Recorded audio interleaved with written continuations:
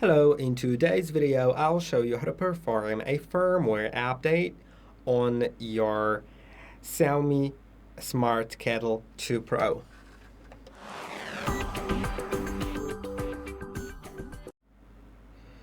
To do it, you can click on three dots in the top right corner, then find Firmware Update. Now, as you can see, my current version is up to date, so I don't need to update, but if you have an update available, you should be able to click on Download and Install. Then it will install the update.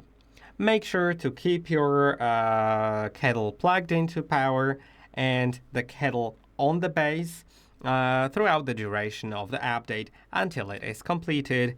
I hope that this video was helpful. Don't forget to like and subscribe, and I'll see you in the next one.